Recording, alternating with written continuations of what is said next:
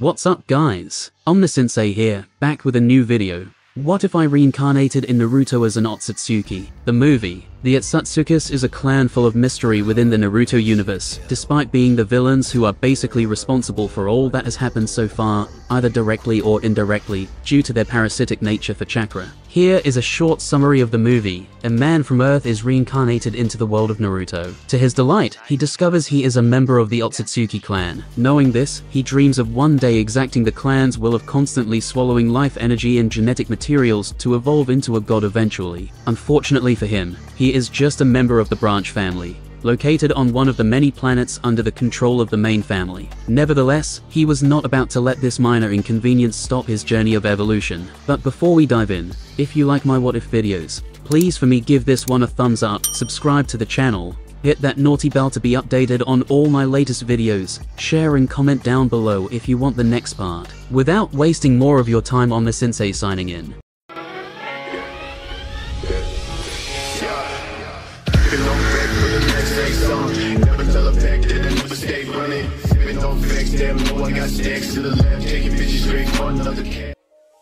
A group of people were sitting around a bonfire in a forest. They were dressed in ancient armor with weapons lying around them. Many of them had bandages on their bodies, seeming injured from a previous battle. In this particular group, one person stood out among all the other people. It was a youth no older than 15 years old, but he seemed to be the center of this entire group. This person had blood-red eyes with 3 tomo. However, despite how evil and eerie his eyes seemed, he had a gentle smile and demeanor around him. One person approached the youth, raised his glass and said, "Squad leader Akimitsu, thank you again for saving our lives." All the other people followed the first person and saluted the youth. Akimitsu smiled before answering, "As your squad leader, it is my duty to save all of my men." However, one person shook his head. "I have served in 4 different squads before this one, and I can say without a doubt that you are a very kind leader." "That's right," added another person. "As branch members of the Otsutsuki clan, our destiny is to fight for the clan in different planets and dimensions. Essentially, we are nothing but cannon fodder." The ambience suddenly became somber and suffocating, followed by an uncomfortable silence. However, seeing the loss of morale of his soldiers, Akimitsu's mouth turned into an infectious smile as he said, "There is no need to be depressed. Although the rule of the main branch is cruel,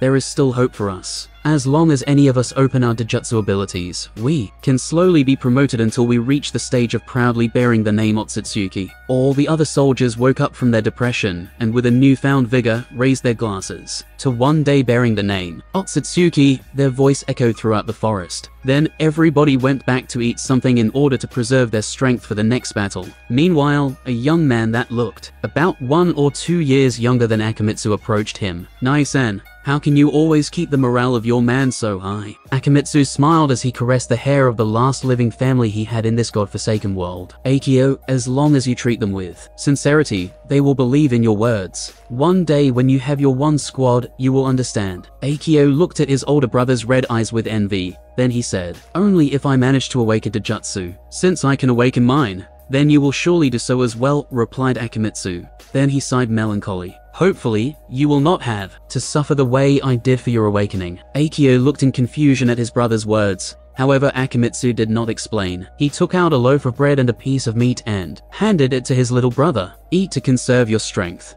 I do not know how long we will have to stay on this planet. What about you, Nai-san? You should know that my body is much stronger than you, so I do not need as much food for energy." Akio nodded as he was used to his brother always giving him the best ever since they were young and had lost their parents in some unknown world. However, he still secretly vows to one day protect his big brother at all cost. After these groups of low-level warriors had their meal, they set up tents to rest while a team of people were chosen to be on guard. The night appeared to be peaceful. Unfortunately, it was not. In the middle of the night, Akimitsu suddenly woke up as he felt something was wrong. Without hesitation, he activated his Sharingan to look around. "We're surrounded. How is it possible for the scouts not to notice anything? Wait, these things do not have chakra," thought Akimitsu. Then he roared out loud, "Everybody on alert. The alloy race is attacking." All the soldiers immediately got up and formed a circular formation. All of them were fast and efficient as if they had practiced this method for years. Although the soldiers did not see or sense anything, they did not doubt their squad leader's words. "Damn those alloy races. Since they are made of metals, They do not have any life energy or chakra, so it is impossible to see them. When they enter invisible mode, said one of the soldiers. Squad leader, what do we do? Akimitsu had a frown on his face. He appeared as if he was thinking deeply about the next course of action. However, a sudden change occurred in the situation. Countless chakra threads appeared from the ground and attacked themselves to these alloy races, who were essentially sentient metal, puppets or automatons. However, these chakra threads did not try to control them, but left a bright blue spot in their foreheads, revealing their whereabouts. As soon as that spot appeared, the alloy race leader started communicating to the other ones, noticing high-intensity chakra attaches to all low-level automatons. Starting removal process, estimated time, 31 minutes, 13 seconds. Taking simultaneous course of action, eliminate all members of the parasitic race known as Otsutsuki. Then, all the automatons started their attacks. As for Akimitsu, he had already predicted this outcome, so he said to his men, the chakra spots will not last long, so destroy as many automatons as possible. Then his soldiers followed his order. All of them raised their hands and mobilized their chakra, following which all kinds of 5 elements attack were released. There was wind style, fire style, earth style, etc. However, none of these soldiers actually used any hand sign. As branch members of the Otsutsuki clan, all of them are born with a vast amount of chakra and the ability to wield it like it was another part of their bodies. Unfortunately for these soldiers, without any hand sign, they could only use one of the 5 elements, while a few talented ones could use 2. With this barrage of attacks, a lot of the automatons were destroyed. Oddly though, none of these automatons used any weapons, but just rushed to get close to their enemies. Unfortunately, despite killing so many of them, the number of automatons was simply too large. Knowing that the situation was not favorable to his team, especially in terms of consumption of chakra, Akimitsu ordered, all of you, prepared to evacuate. I will stay to hold them back. Although the soldiers were a little surprised by the sudden order of retreat, they did not question their squad leader. Nor were they worried. This was not the first time that the squad leader had bought time for them to escape. Immediately afterwards, they all looked at how a green aura and massive chaotic chakra enveloped Akimitsu, and they knew that their squad leader had used his secret technique. Meanwhile, Akio looked at the transformation of his big brother, while thinking to himself, Nae-san can already open the 3rd gate, while I'm still training to open the 1st one. Maybe it is because he is willing to sacrifice himself for everyone that makes him so special, so strong. No, I need to be just like him. So, Akio approached his brother and whispered something to him. Absolutely not, replied Akimitsu. You have to evacuate with all the other people. Nae-san, you cannot always protect me. We were both lucky to be sent to the same planet. But what if that changes someday? What can you do then? You have spent so many times in childhood to train me so that I can protect myself. Akimitsu looked at the firm determination in his brother's eyes, sighed before nodding. Fine, but stay close to me. After that, Akio spent a few seconds opening the gate of opening,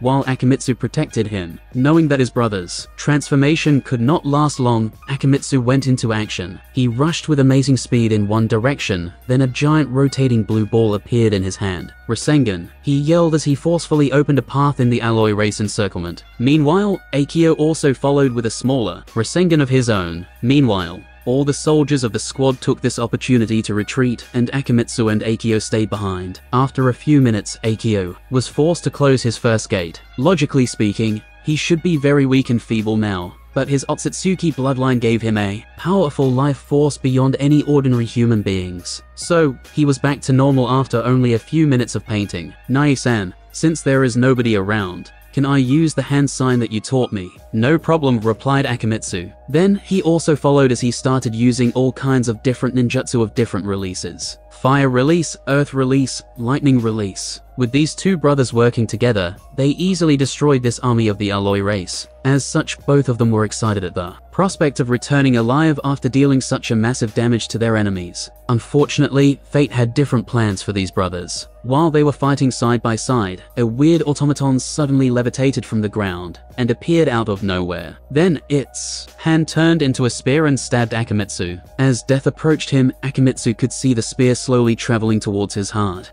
but he could not react in time. Knowing that his death was imminent, he hoped that his little brother would survive this encounter and return alive. Unfortunately for him, to his horror, a strong hand pushed him to the side, and the spear went through Akio instead. Immediately, standing up from the ground, Akimitsu watched the bloodied body of his younger brother Then he screamed, "No!" His eyes suddenly turned into a weird shape, following which a blood-red giant appeared around him to incus his body. It was a Susanoo. With endless grievance and despair, Akimitsu decimated the entire alloy race army, and he spent more than 1 minute smashing the body of the one that killed his brother. After that, he rushed to his dying brother with a tremendous amount of pain in his eyes. Meanwhile, Akio raised his hand to touch his big brother's face, smiled with a bloodied mouth before muttering, "Nai-san, it's finally my turn to protect you." Then, he closed his eyes. Meanwhile, Akimitsu looked at his little brother with tears coming out of his eyes. Suddenly, an unexpected change took place from Akimitsu. His eyes became cold and indifferent. His previous cheerful and sunshine temperament became completely calm and rational. He looked at Akio's body with indifference as he muttered, "My plan finally succeeded. With his death, I can finally awaken the Mangekyo Sharingan. It was really hard to hypnotize myself since young to deeply love my brother and play the role of the ideal big brother. Now, all of my years of planning are worth it." After that, Akimitsu closed his eyes to feel his newfound power. It seems that I was right. As an Otsutsuki, even a branch member, my DNA is much more stable than the Uchihas. Hence, I do not need to worry about losing my sight. After that, he looked at Akio's body again. "This also means that your value has ended." "Well, maybe not totally. As my relative, you are the closest person to me in terms of DNA. Maybe you might still be useful." After that, Akimitsu used a bunk of hand sign as he said, "Ice style, ice coffin." He encased Akio's body in ice, then sealed it in a scroll. After sealing Akio's body, Akimitsu waved his hand, then chakra threads appeared from his hand connecting to all the destroyed automatons. As Akimitsu sealed the broken parts, he muttered to himself, "I cannot let these parts go to waste. After all, it took me a great deal of time to make these automatons that looked exactly like the alloy race. Luckily for me, I used Jinjutsu on my team to truly believe that they were members of the alloy race. However, now that I have opened the Mangekyo Sharingan, I should probably make sure that no one actually noticed something odd about my Jinjutsu." After doing all the cleanup, Akimitsu headed out the rendezvous point with the members of his squad. As soon as Akimitsu arrived, his team noticed his arrival. However, they soon noticed something was wrong. Their usually jovial and cheerful squad leader had a gloomy and scary demeanor. More importantly, he was alone. "Sir, where is Akio?" "He's dead," replied Akimitsu indifferently. The soldiers sighed and did not say anything more. This kind of thing was too common amongst the branch members. One person patted Akimitsu's shoulder and said, "At least you have awakened the Mangekyo Sharingan. This should be some sort of comfort." However, the latter remained cold and indifferent. "It seems that I can use Akio's death to explain my sudden change in temperament. Furthermore, it is documented that people who awaken their eyes are often accompanied by a change of mentality," secretly thought Akimitsu. He then proceeded to a tent that was different than the others. It was more majestic, signifying the rank of the person. In the corner, one of the soldiers looked at Akimitsu while thinking to himself. Akimitsu first awakened his Sharingan after losing his best friend whom he loved like a family. Now, the Mangekyo is awakened after losing his own brother. Is there a secret behind this sudden awakening? Maybe I should investigate further. After entering the tent, Akimitsu saw a man with a Byakugan reading a bunch of documents. "Captain Chiba, I've come to report." Chiba raised his head from his document, looked at Akimitsu. He was not that surprised by his eyes as he could notice the giant Susanoo rampaging even so far away. "It's good that you are back alive," replied Captain Chiba. "You can just write a report about the incident and submit it to me." "As you wish, Captain. There is no need to call me Captain. Now that you have awakened the Mangekyo Sharingan, according to the clan's rule, you will also be promoted to Captain." Akimitsu was not surprised that Chiba became a captain with just a Byakugan. He learned a long time ago that the branch family of the Otsutsuki was different from the Hyuga clan. For once, their Byakugan had a second awakening process that was on par with the Mangekyo Sharingan. With this awakening, the user will have the ability to control a force field around them and push or repel people away with it. It is similar to a smaller and weaker version of the Pain's almighty push, or to be precise, the same power that Kagaya used when she first landing on Earth and met human in the anime. Second, these Byakugan users also have access to Kagaya's 80 Gods vacuum attack. Akimitsu once saw his captain destroy a complete body Susanoo with such an attack during a competition with another captain. Meanwhile, Chiba paused for a moment, then continued, "I'm just about to have a meeting with the commander. Come with me, and I will report to him directly so that your promotion can be quicker." After that, Chiba took Akimitsu to a room in his tent. then used his Byakugan to activate a weird object. Soon afterwards, Akimitsu found himself in a strange room with many people forming a circle. The first thing he noticed was the fact that everyone in the room had either a Byakugan or a Mangekyu Sharingan. In a higher spot, a person with a Rinnegan could be said overlooking everyone else. Is this a technique similar to the one the Akatsuki used to communicate long distance with one another? Secretly thought Akimitsu. Chiba,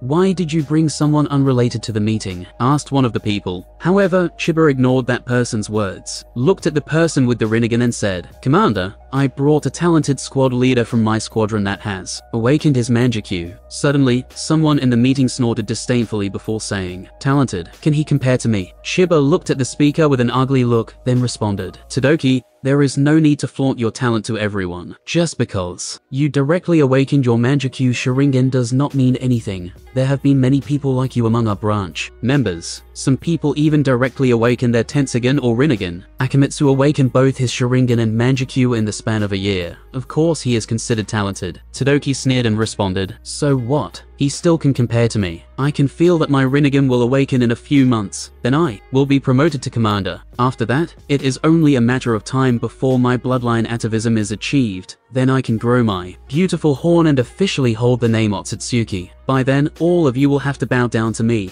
and I can dictate your life and death with a single word. All the faces of the people in the room became very ugly after hearing this, except for Akimitsu, who was still indifferent. He could tell that this Todoroki was the kind of very arrogant branch member that let power get to his head. Based on the facial reaction of the commander, he could tell that this guy will not leave long. Soon, he will probably be handed a mission with an impossible success rate by the commander, thus ending his career. Enough, said the commander with a raised voice. Then he looked at Akimitsu. From now on, you are officially a captain. Your squadron will be determined at a later day. If you have something to say or ask, do it now before the meeting commences. After pretending to hesitate a while, Akimitsu asked, Commander, I would like to go back to my home planet to bury my brother beside my parents. The commander was a little surprised by the request. According to his understanding, most people of the clan are usually very indifferent and cold to each other, even to family. Since the Otsutsuki clan is a race that can actually benefit from swallowing their own kind, the concept of familial love is almost non-existent, and such ideas have also been passed on to the branch members. If this was any other time, I would have accepted your request, but the recent situation is quite dire. All I can offer you is a few days of rest, replied the commander, and Akimitsu nodded his head. Commander, what is the situation? As you all know, one of the clan members wants to plant the divine tree into this planet. Unfortunately, the alloy race discovered this world at the same time as our Otsutsuki clan, and they want to mine all the resources of this planet until it becomes barren and devoid of life, said the commander. After our clan member fought with the alloy race, they could not come to an immediate decision. Fearing that their battle might destroy the entire planet, they decided to use us, soldiers, to decide the ownership of this planet. The commander paused to allow everyone to process the information he just gave. To be precise, he said all these words to inform Akimitsu, the newcomer. Meanwhile, Akimitsu was already aware that other races in this universe could compete with the Otsutsuki, including the alloy race and the sage race that are often called the nemesis of the Otsutsuki, because they cannot be absorbed by them. Unfortunately, I just received news two commanders with their entire legion was recently destroyed, leaving no one alive. So, the situation on this planet has become dire. After that, the commander started to give deployment orders to all the captains under his command, who will in turn relay this command to all the squad leaders under them. As for Akimitsu, he was given a few days off before new members can be recruited for him to have at least 5 squadron leaders under him with either a Sharingan or First Awakening Byakugan. After the meeting was finished, Akimitsu found himself still in Captain Chiba's tent, and everything seemed like a dream. The latter patted his shoulder while saying, "Take a few days off, then it's time for battle." Akimitsu nodded before heading to his squad leader tent. In the process, he started to review the information in the meeting. According to what I know from my past life, one Otsutsuki member called Kinshiki once said that the shinobi world had a space curvature of 16, and any world with a space curvature of 10 and higher must be reported to the elders of the clan. Since a member of the clan is so desperate to fight for this planet, then it may mean that this planet has a high enough space curvature. Akimitsu sighed after thinking about this. Unfortunately, my level is too low in the clan to get access to these kinds of information, so I can only speculate. However, one day, After entering his tent, which was basically a small house with plenty of space inside, he headed straight to his room. "Now, let's test my newfound power," muttered Akimitsu to himself. His eyes turned into a brand new pattern, and suddenly, he appeared in a grey world, and everything around him looked exactly like his own tent. "So, my right eye grants me access to a mirror world, just like the sorcerers in Doctor Strange. This ability is a very good way to hide, and only people with the jutsus related to space and dimension might have a chance to track me down." Following this, the world around Akimitsu started to twist under his control, and he appeared a few kilometers under his tent located. There was a large underground passageway that seemed to be meticulously crafted. In this passageway, there were many strange graphitis or runes written on the walls. The space then broke and Akimitsu moved from the mirror dimensions to the real world. "So, I can use the mirror dimension to teleport myself in different places in the real world," muttered Akimitsu,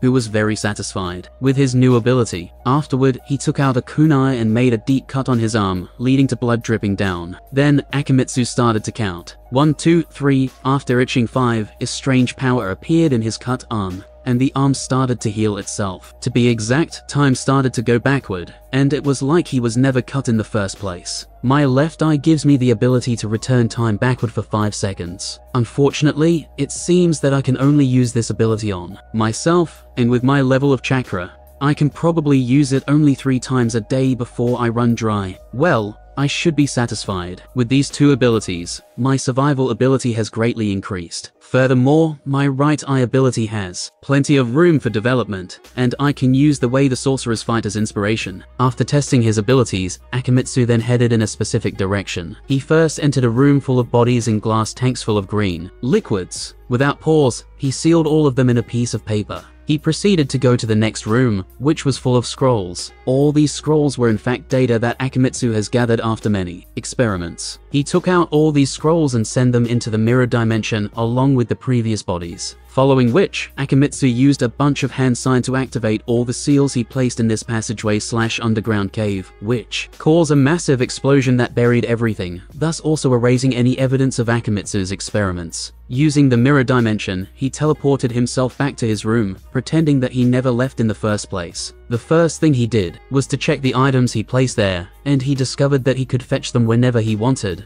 and wherever he was located. Nodding his head in satisfaction, Akimitsu closed his eyes. Then, he found himself in a black space full of orange dots. Some of them were brighter than the others, with one being particularly eye-catching with how bright it was. Akimitsu sighed with a little melancholy. This thing was an innate gift that he discovered he had ever since he was transmigrated into their fictional world. All these orange spots were actually planets, worlds, or dimensions with life in them. The Otsutsuki clan traveled across the universe in search of worlds with life in them to plant the divine tree and bear chakra fruits. Unfortunately, not all worlds have life on them. Thus, many clan members have to spend years, sometimes centuries, or more searching for life-bearing planets. However, Akimitsu has a map with him that displayed all of these worlds. Unfortunately, he is not a true member of the Otsutsuki clan, and cannot best display the value of such an ability, at least for now. After taking a brief moment to lament his situation, he headed for the brightest spot on this map, which was the Shinobi world. This time, he was prepared to find a way for his next awaken, a way to awaken his Rinnegan. After arriving in the Shinobi world, Akimitsu used his eye prowess to sense his surrounding. Not far from his location, he sensed a battlefield. Entering the mirror dimensions, he headed in that direction. While watching the battle occurring,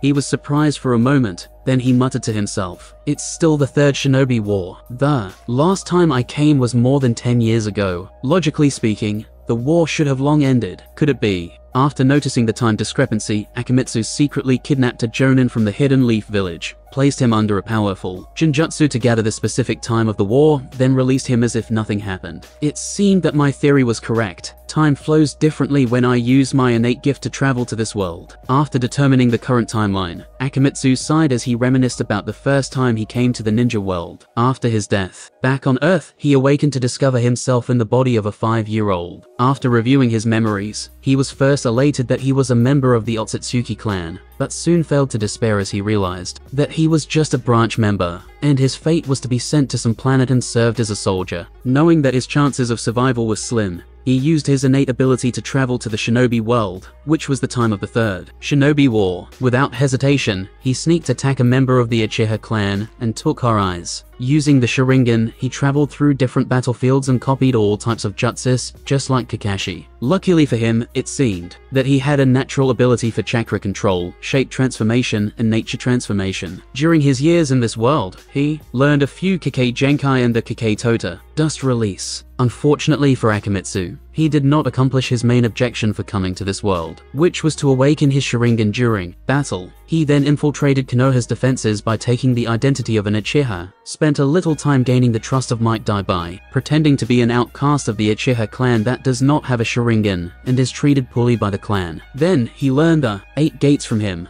After spending almost 2 years in the shinobi world, he returned to his home planet with only a few seconds have passed by. Then, he started training and planning for his future awakening and promotion. Unfortunately for him, he could not use the Sharingan he took to pass as his own. For one, he could only use 95% of its power, no matter how much he developed it. Secondly, the Otsutsuki clan has strict rules against doing such a thing. They even have ways to test whether someone awakened their Dojutsu on their own or took someone else's. After taking a brief moment to reminisce about his past, Akimitsu entered the mirror dimension and teleported somewhere. Inside an underground hideout, Orochimaru had just finished an experiment. He then looked at a body inside a glass tank full of liquid. He licked his lips as he muttered, "I cannot believe that the Uchihas, Hyugas, Senju, Kagaya, and Uzumaki clan are all related through the same ancestor. I wondered who this being was. Was it the legendary Sage of Six Path? Do you like the gift I left you?" Suddenly said a voice. "Who?" yelled Orochimaru, who upon noticing a masked man inside his laboratory, waved his hand to send a giant white snake to immediately attack. Unfortunately, a few meters from the masked person, the snake seemed to disappear. Space ninjutsu. "And those eyes? Are you an Uchiha?"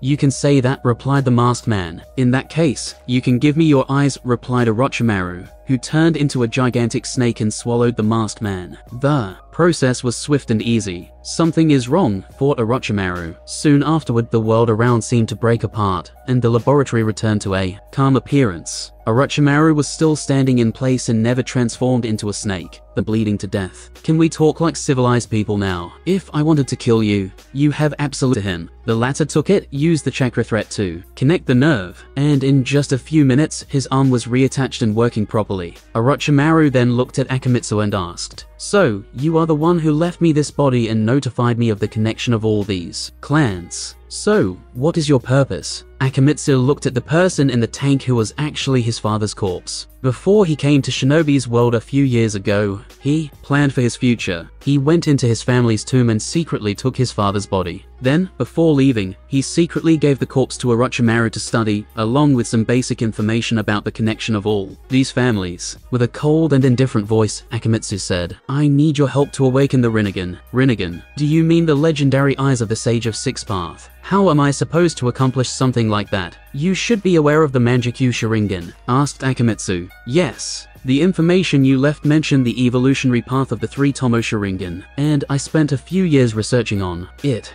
Well, the Rinnegan is just the next evolution stage of the Manjikyu Sharingan." Orochimaru was not surprised by this answer, and he could deduct such a thing from the previous questions. He licked his mouth with his long snake tongue, then asked, "Why should I help you?" Akimitsu looked at him with cold eyes. He could see that Orochimaru was trying to disturb his chakra flow to remove the Genjutsu placed on him. Unfortunately, in front of an eternal Manjikyu Sharingan, his little trick were useless. "Forget the fact that your life is in my hand." Suddenly, the Akimitsu in front of Orochimaru turned into a bunch of bubbles and disappeared. Then another one appeared behind him. It was like he was there the entire time. Orochimaru secretly cursed inside as he realized that not only was his little trick was discovered, it was proven to be useless. Of course, his face did not change throughout the entire interaction. "However, I do not like to use threat unless necessary. I prefer benefit to motivate people." "Benefit? What benefit? Aren't you pursuing immortality?" "I can honestly tell you that if you can truly study how the Rinnegan evolves and the higher forms of it, it is not impossible to achieve your goals," replied Akimitsu with a tempting voice. A flash of greed flashed across Orochi because he does not want any members of the Otsutsuki clan to notice his existence and report back to the clan elders. If that were to happen, the only fate awaiting him would be either instant death or tortured to reveal how he traveled so far with his little strength. Orochimaru was a little surprised by this news,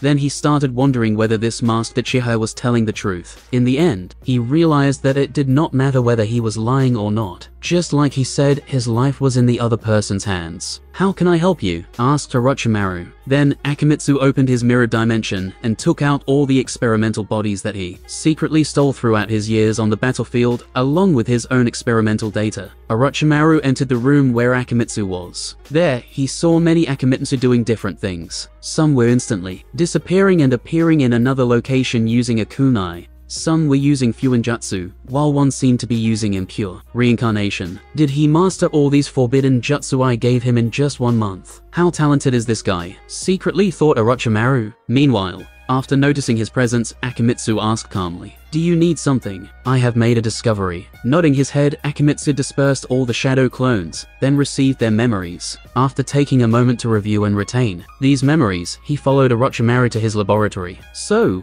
what did you discover?" "After going over the data you brought and analyzing the bodies you brought, I have discovered the gene needed to activate the Rinnegan." Orochimaru paused, then continued in his hoarse voice. "As a matter of fact, I noticed that all the bodies you brought me have the potential to awaken both the Sharingan and Byakugan, and even possess the gene to evolve this Dojutsu to higher levels." Akimitsu was not surprised by this news after hearing about it. As a member of the Osatsuki clan, their genes are more complex and thorough than the Hyuga and Uchiha clans. And one of Akimitsu's goals is not just awakening the Rinnegan, but the Tensogen at the same time. "Of course, this is not my only discovery," said Orochimaru as he licked his lips. "I discovered a special gene, you can call it the source of all the Dojutsu of all these people." Akimitsu's breath suddenly became heavy after hearing this. Could he have found the Otsutsuki gene, the one needed for me to turn into a true member of the clan? "This gene is truly fascinating," continued Orochimaru. "If my theory is correct, if activated, this gene would completely change the double helix structure of the DNA,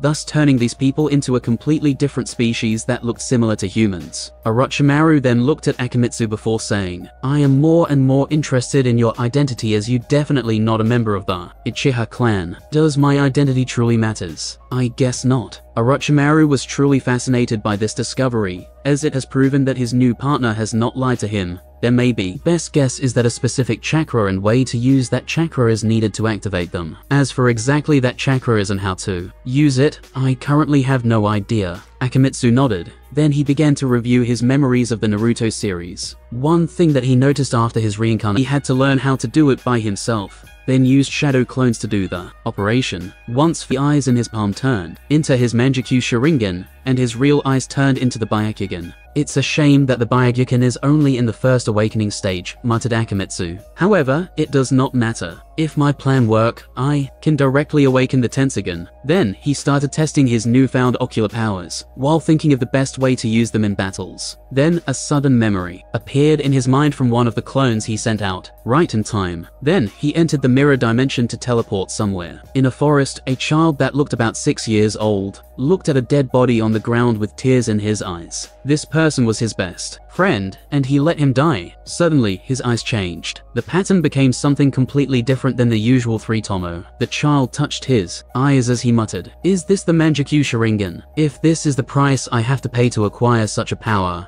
I would rather not." However, while the child was momentarily distracted, a hand suddenly appeared and pierced his heart from the back, making him cough blood. With difficulty, he turned his head only to see a person in a mask with similar eyes as him, a member of the Uchiha clan. "Why?" However, the person did not answer him, but just gorge out both his eyes. Then, the child fell to the ground, dead. "Now that I have Uchiha Shisui's eyes, my plan can finally begin," thought Akimitsu to himself. Then, he used a fire release jutsu to completely burn the corpse. He did not want to risk someone using samples from his body to reanimate his corpse using impure reincarnation. After that, Akimitsu teleported to his next destination. After taking Shisui's eyes, Akimitsu teleported to the Hidden Rain village, and went straight to the location of Hanzo, the leader of this village. As soon as someone entered his quarter, Hanzo was alarmed. However, even before he could act, he saw a pair of deep red eyes with a strange pattern looking deep at him. Following this, he instantly felt like he was falling into deep hypnosis. He tried to resist by disturbing his chakra. However, his resistance only lasted for a few moments. before his eyes briefly turned into a Manjikyu Sharingan as well, signifying that he was also under control. Akimitsu took out a pair of contacts for him to wear to hide his eyes, then he controlled him to do his bidding. After that day, Hanzo spent a lot of time tracking the movement of the Akatsuki, until he finally had a second encounter with Nagato and Conan. On a rainy night, Nagato looked at the person in front of him and screamed, "It's you, Hanzo. How did you find my true body? You do not need to know so much." Without any hesitation, Hanzo rapidly made many hand seals. Fire style, flame tornado. Of course, the real Hanzo does not know such jutsu, but Akimitsu does. It was his invention. By controlling Hanzo, he can use all the jutsu he is knowledgeable about. Meanwhile, Nagato's ult of this, hindering the sight of everyone present except for the hidden Akimitsu. He controlled Hanzo to rush to Conan, who was next to Nagato, and preparing to aid him in this battle. Using the chain of his weapon, Kusarigama, he threw it to wrap around Conan, who was caught off guard, and yanked her towards him. Nevertheless, she reacted quickly. With a wave of her hand, countless paper-shaped kunai appeared in the air before rushing towards Hanzo. Knowing that these papers were infused with chakra, the latter did not underestimate them, nor did he evade this attack. He used a powerful fireball to burn them completely to ash. In that short interval, Conan took this opportunity to get rid of her entanglements. Meanwhile, during this brief confrontation, Nagato used a wind release to clear the steam in the surrounding. However, as soon as he did this, Hanzo released a breath of poison towards him. Knowing how infamous Hanzo's poison was, Nagato was forced to use the power of the Rinnegan. A powerful repulsive force was released from his body to push away the poison from him. Immediately afterward, Yahihiko's body, which had just turned into pain, appeared in front of Nagato. He raised his hand, then an attractive force came out from his body, forcing Hanzo to fly to him. Pain then used a repulsive force once Hanzo's body was close to him. Puff. Hanzo's body turned into a piece of wood. Substitute jutsu. When? Thought Nagato. Before he could react, one Hanzo rushed to kick Pain's body away.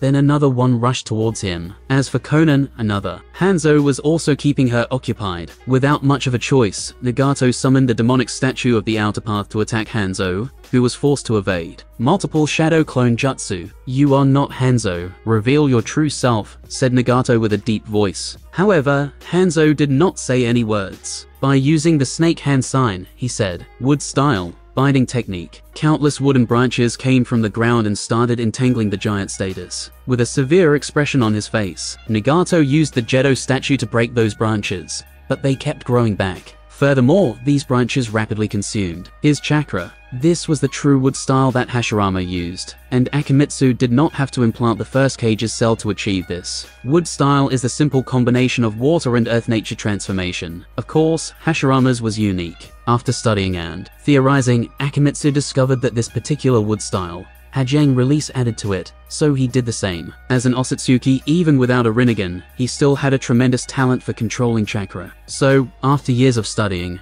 he was still able to use this Kikei Genkai. Well, in such a case, Kikei Tota, why don't you reveal yourself, coward? Said Nagato again with frustration. Unfortunately, no one answered him. He knew that he was in trouble as the amount of chakra needed to keep using the Rinnegan took a heavy burden on him. However, despite using so many jutsus at once, his opponent seemed completely fine. Meanwhile, in a secret location, Black Zetsu had an ugly look on his face. "What's wrong?" asked Obito Uchiha. Nagato was attacked by a powerful enemy. According to the situation, after pondering for a while, he said, "Let's go check it out." Using Kamui, he disappeared. Meanwhile, Black Zetsu thought that something was wrong, so he also left by entering the ground. As soon as Obito appeared not far from Nagato's battle, he suddenly discovered that he was in the same place, but everything was gray. He could still see Nagato, but it felt like they were separated by countless distances. Space ninjutsu, thought Obito. He looked over to see another Hanzo not far from him. Without hesitation, he used Kamui to enter his dimension, then teleported back to the real world. Nevertheless, he still found himself in the gray world. Obito then tried a few times. "It seems that I can still enter my own space,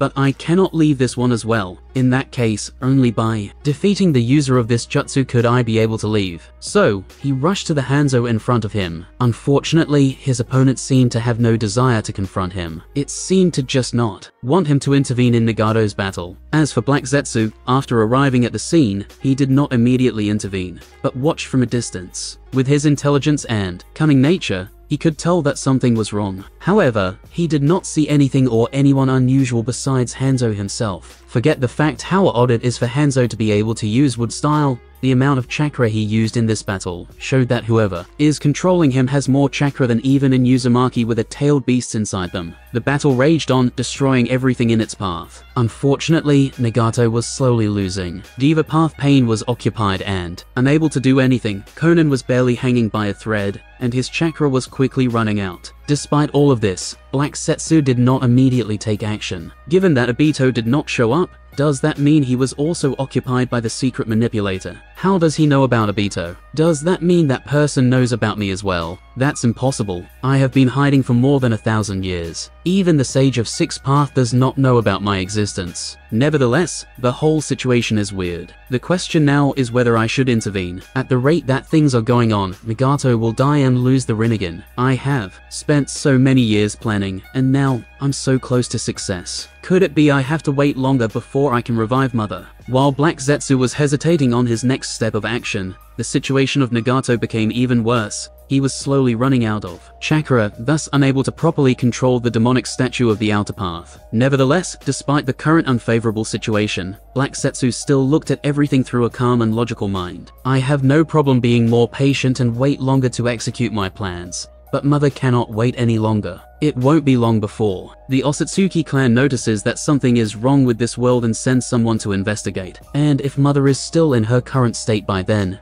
she will have no chance to survive, let alone fight back. After thinking like this, Black Zetsu made his decision, but he did not immediately act. Instead, he used his super senses to discover if there is anyone around him that is controlling everything from behind the scene. After not discovering anything, he focused his attention on the Hanzo that was fighting Nagato, as he could tell that this was the real one. Then he waited. As soon as Nagato ran out of chakra, Hanzo rushed to gouge out his eyes. However, a few centimeters from his goal, a black shadow suddenly came from the ground and instantly took over half of his body, completely controlling him. Hanzo tried to resist, but it was futile. Suddenly, a massive amount of chakra that seemed to be sealed inside his body rushed out, and Hanzo tried to use it to regain control over his body. Unfortunately, it was of no use. Meanwhile, during the entire situation, Black Zetsu was alert to any movement in his surrounding in case someone sneak attacked him. However, he did not notice any sudden attack, and when he did, it was too late. Hanzo's body exploded into countless pieces, and countless strange symbols manifested from him and enveloped Black Zetsu. 8 trigram sealing style was the last thought of Black Zetsu before he was sealed away. He knew that he was in trouble, as this powerful seal from the Uzumaki clan was powerful enough to seal any of the tailed beasts. After being sealed, Black Zetsu found himself in a bright red space. He first looked around to see whether there was anyone, then he raised his head. There he saw 2 red eyes standing on top of him, and even before he could react, he was placed in a Genjutsu. However, this Genjutsu was special, as Black Zetsu did not even notice that he was caught in it,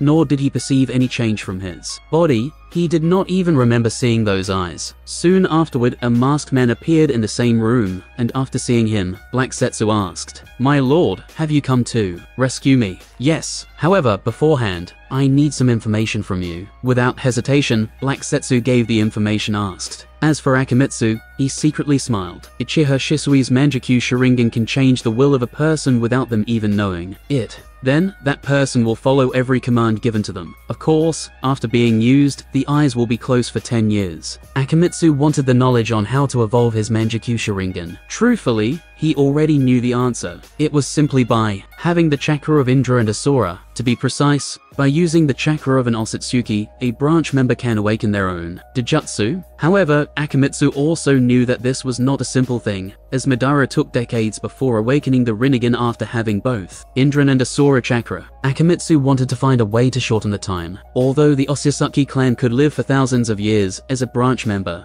he still had the lifespan of an ordinary human. He did not want to waste time if he did not have to. After getting the information he wanted, he asked Black Zetsu the whereabouts of Madara Uchiha's corpse. Then he gave him some instruction before letting him leave. Once Black Zetsu was out of the field, he saw Nagato and Conan's bodies on the ground. He collected them before leaving. Soon after that, Obito Uchiha regrouped with Black Zetsu. "What happened?" he asked. "It was an ambush. I know this. What I'm asking is, where is Nagato?" Black Zetsu glanced at Obito, This guy did not even ask how he escaped from the ambush. He is dead, replied Black Zetsu. And his eyes are gone too. What? So what are we going to do? Without those eyes, we cannot fulfill our plans. And I cannot create a better world for Rin. You do not need to worry. Madara planned in case such a thing happened. He left a summoning jutsu that could recall his eyes back, just in case something went wrong. That's good news. Although Obito said so, he was not really that happy, as he already thought about executing the Eye of the Moon plan without Madara.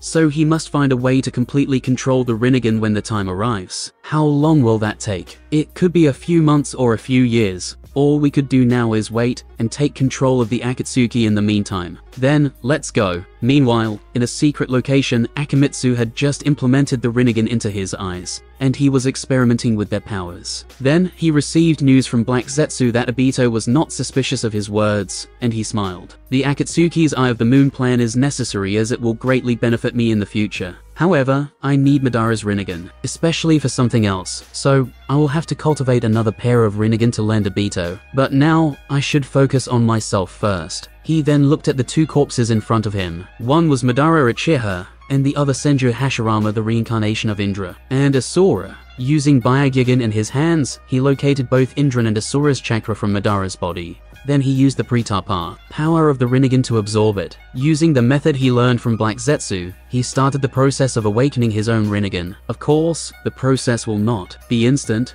but it also will not take decades. Also, Akamitsu did not involve Orochimaru in the process, as he did not trust that snake. The only reason that he did not kill him immediately was that he might still need his help in the future. After he finished, Akamitsu looked at the two corpses in front of him. Logically speaking, he did not need the first cage's body, as Madara's body already had both chakra that he needed, but he acquired it too just in case. After that, Akamitsu left to proceed for his next plans. A few months passed by since Akamitsu acquired Nagato's Rinnegan, and he already started the process of awakening one of his ones. While training with Madara's, he could feel a mighty power slowly brewing inside him, but he also knew that it will still take a few more months. To ensure that no problem occurs, he removed the Byakugan in his palms and placed the Rinnegan there, while his eyes remained in the shape of the Mangekyou Sharingan. One day, while waiting for his evolution to finish, Akamitsu felt a tremendous amount of chakra in a distant place, so he immediately teleported there. Then, he saw the nine-tailed beasts rampaging throughout the Leaf Village, destroying everything in its path. All the ninjas in the village banded together to try to stop it. So, Obito finally attacked the Leaf Village, muttered Akamitsu. The annihilation of the Uchiha is in my best interest, and their eventual downfall began with this event. However, there is still one missing piece. Itachi Uchiha. After that, he teleported to the Uchiha compound, looking for someone. Soon, he discovered a young Uchiha who was holding and protecting his younger brother. This Uchiha was unknown to the family due to his low talent. One of the reasons that Itachi made the decision he made was because Shisui influenced him, and he managed to awaken his Mangekyou after the latter's death. But now, Shisui is dead, so I need someone else to take his place. In the past few months, he has been slowly hypnotizing this young Uchiha,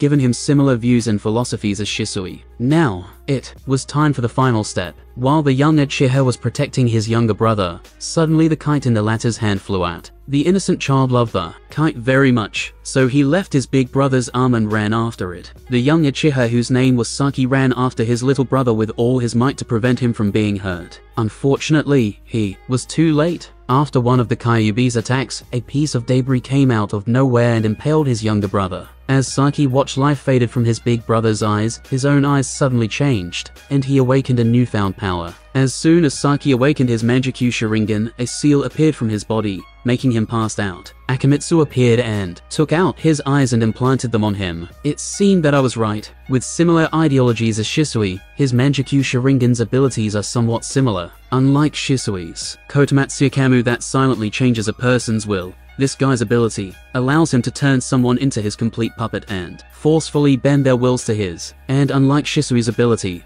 the victim has no chance whatsoever of waking up from the Jinjutsu. The downside is that only one person can be manipulated every 20 years with each eye. Still, what a terrifying ability. This kind of power cannot be left unchecked to this brat. So, Akamitsu placed a seal on that ability. Without removing it, it is impossible to use this Dojutsu. Of course, Saki will still think that he can cast it. After doing all this, Akamitsu returned the eyes to its owner, Then he placed Saki in a safe place and changed his memories to him passing out after awakening his power. Once he wakes up, Saki will play the role of Shisui in mentoring Itachi, and when the time comes, die for the latter to wake up his own Mangekyo Sharingan. As Akamitsu watched the young Uchiha's body on the floor, he thought to himself, with the abilities that I have learned from Black Setsu, it has become very easy for me to hide from the Sage of Six Paths and the divination abilities of the Great Toad Sage. However, I still cannot leave any traces of my existence on this planet. Otherwise, if Jigen and the Kara group take notice of me and learn of my identity,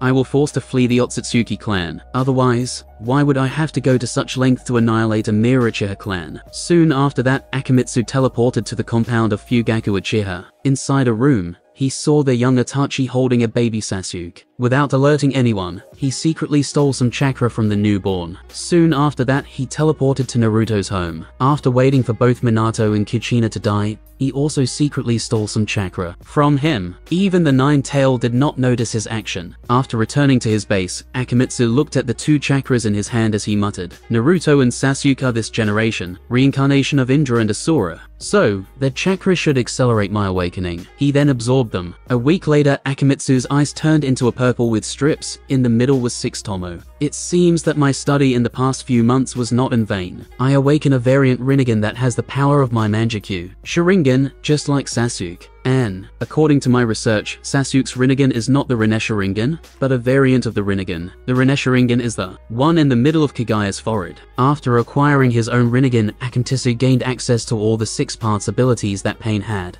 and his own specific ability like Madara's Limbo. His own Mangekyo Sharingan ability have also evolved, thus granting him newfound powers. For once, he can travel across dimensions just like all purebred Otsutsuki instead of just his own mirror dimension. His time backward ability turned from 5 seconds to 15 seconds. And he could use it 5 times a day. As for his specific Rinnegan ability, Akamitsu was very happy with it. After his awakening, Akamitsu proceeded with his next plan. He took out a frozen body that was sealed away in a scroll. It was his younger brother's Aikyo body. Using wood release, he healed him, using a large amount of life force. As soon as that was done, he woke him up. Once Aikyo opened his eyes before he could process the situation he was placed in a Genjutsu. In this Genjutsu, he was still back on planet Krizet, surrounded by a large number of the alloy race with his big brother. Then, a sudden, sneak attack took them by surprise. Aikyo tried to protect his big brother, but he was too late. As Aikyo watched his dying brother, a powerful force came from his eyes. In the real world, a repulsive force suddenly came out of Aikyo's body, wanting to destroy everything in its path. With a quick reaction, Akamitsu made a hand sign, and Aikyo's chakra and eyes were sealed. He directly awakening the Rinnegan. It seems that my younger brother's talent was truly extraordinary, especially compared to mine. Now, his value has dramatically increased. He walked to the passed out Aikyo and took out his eyes. Well, this has saved me a lot of time and effort. Akamitsu then contacted Black Setsu and told him that he can summon Madara's eyes so that Obito can continue with the Eye of the Moon plan. After giving Aikyo's Rinnegan to Obito, Akamitsu proceeded to his next step of action. He teleported himself to the moon. He did not immediately act, but checked out the situation. Luckily for him,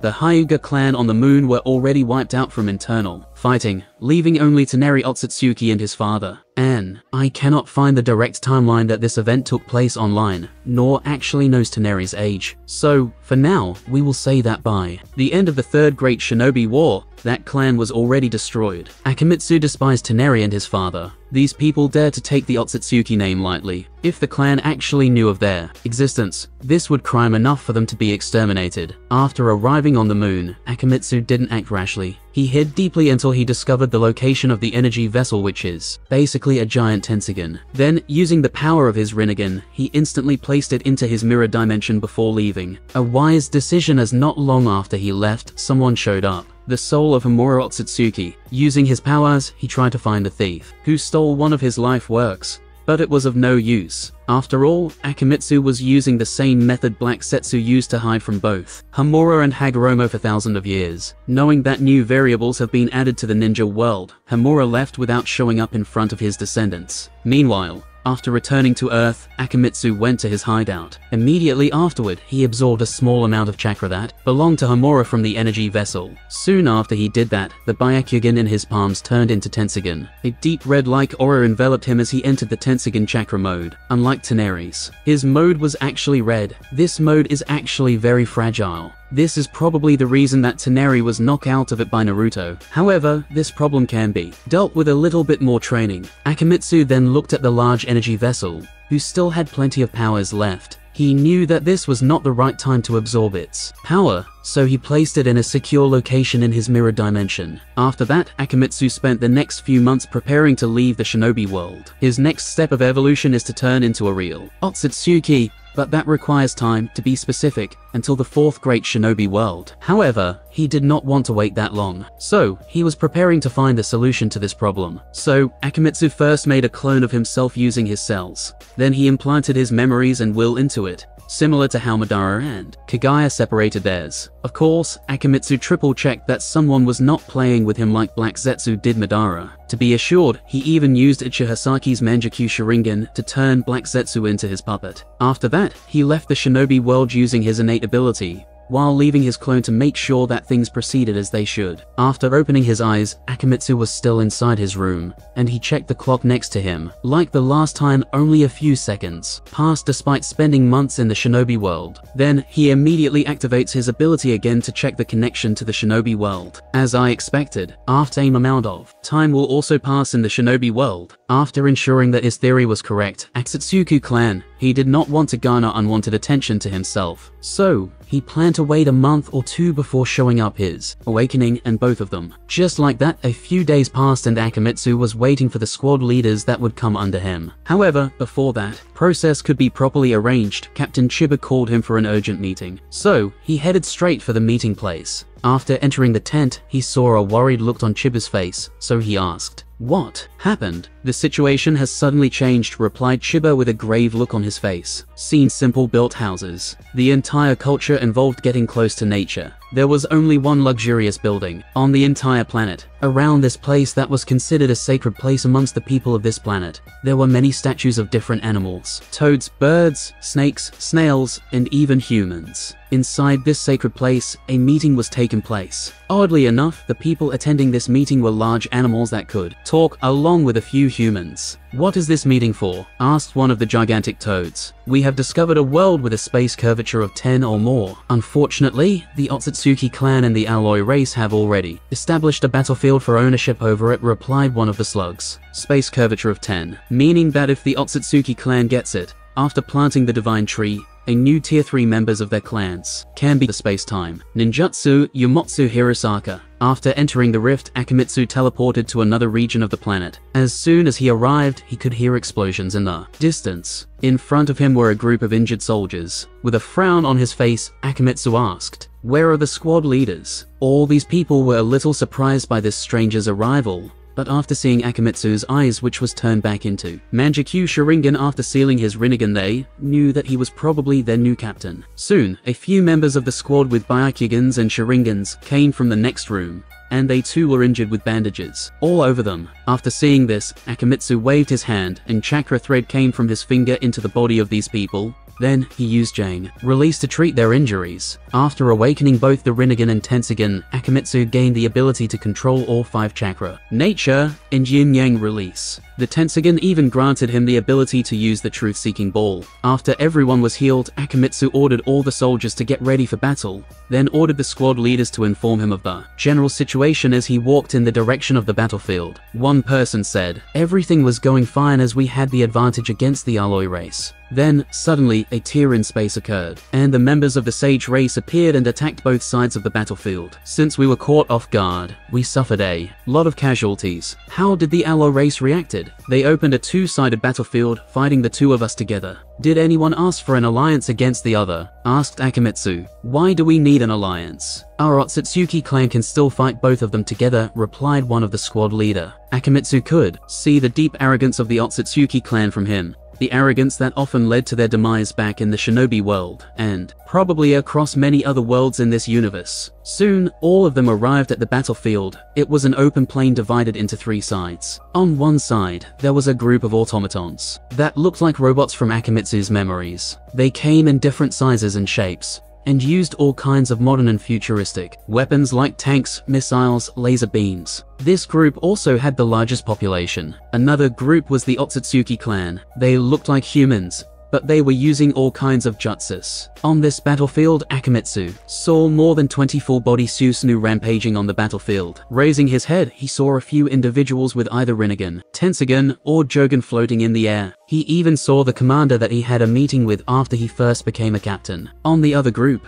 there were many animals, mostly toads, snakes, and slugs along with a few human-looking ones. In this group, the size of the animals all vary from really small to a few dozen meters tall. These animals could talk, their bodies were extremely powerful. Every time they punch a member of the Otsutsuki clan or the alloy race, they would cause great damage. Some of them even destroyed a few Susanoos. These animals could also use strange techniques, but Akimitsu did not discover any chakra inside their bodies. And he was not surprised, as he knew that members of the Sage race used natural energy. As a branch member of the clan, his destiny was always to be sent to the battlefield. So, at a young age, he was thought about military tactics, the different races of the universe that could compete with the Otsutsuki clan, and how to fight them. The alloy race and the Sage race were major focuses of these lessons. Since the alloy race was basically made of metal, they do not have chakra inside their bodies. So, the Otsutsuki clan cannot absorb their powers through the God Tree. So, most planets inhabited by the alloy race will be left alone by the clan. As for the Sage race, although they have chakra inside their bodies,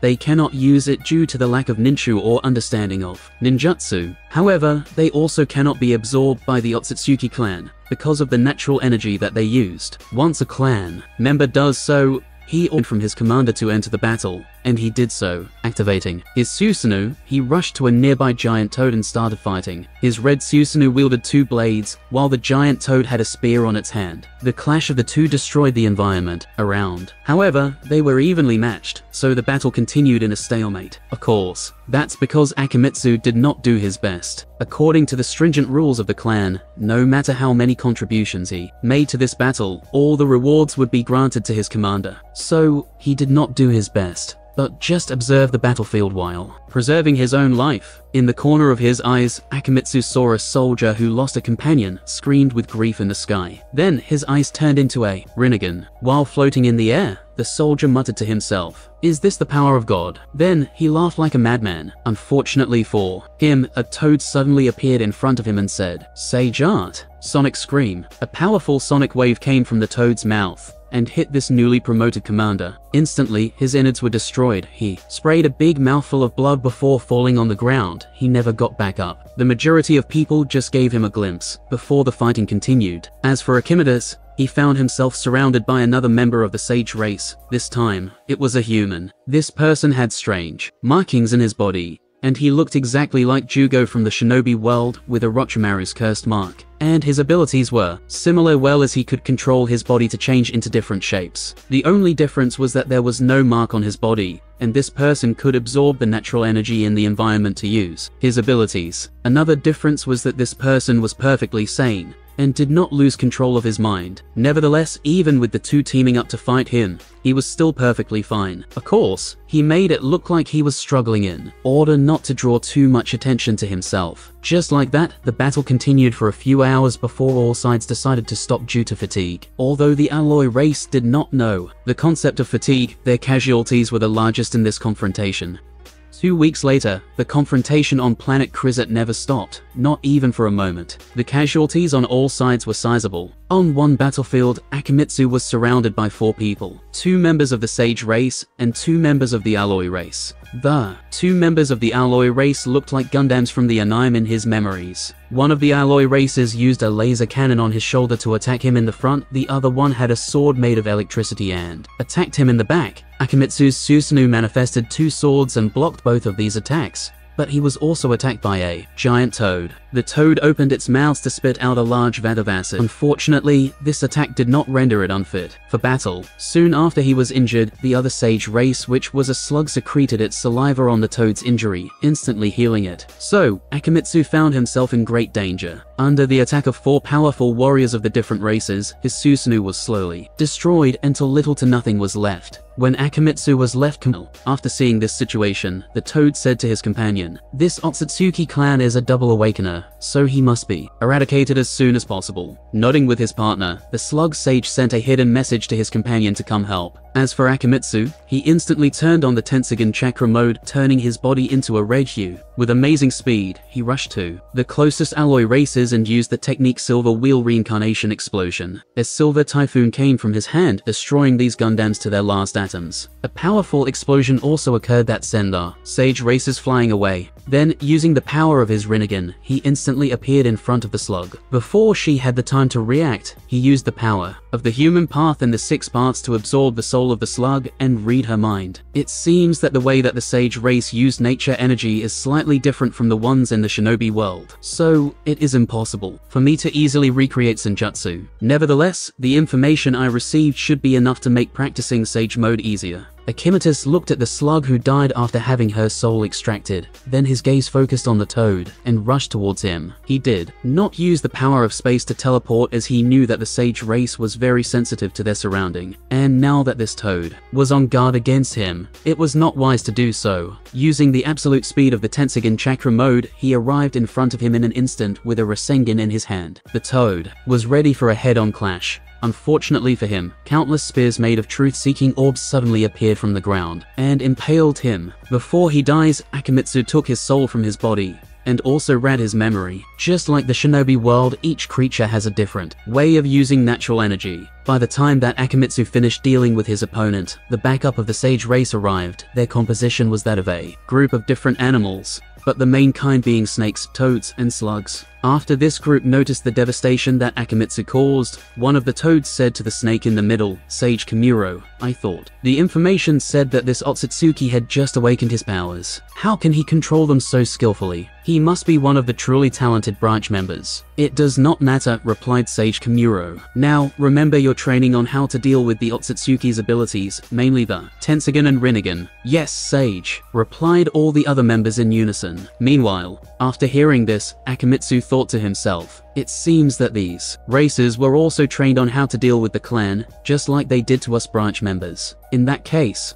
let's see how you deal with this." Particle style detachment of the primitive world. A white cube appeared between Akimitsu's palms, and before the members of the sage race could react, the sphere enveloped them. Following this, a massive explosion occurred inside the cube, reducing them to dust. Many people who watched this scene were shocked, but Akimitsu did not care. Immediately afterward, he went on a killing rampage, until the battle was forced to halt temporarily. Inside a tent, Akimitsu sat across his previous commander, who was called Sora. "Who could have thought that you quickly promoted to the same rank as me in a mere 2 weeks? Well, isn't that the reason that the main branch sends us to different battlefields? To awakening our powers during battle," said Akimitsu, indifferently. "True," replied Sora, "but I'm still envious of you. And not just because of how quickly you are promoted." Then he took a sip of alcohol. "Is it because of my double awakening?" "Yes." "Can you tell me the reason? I have a feeling that there is some secret behind this." Sora paused for a moment, then he sighed. "It's not like it's some big secret. Do you remember the lesson taught to you in the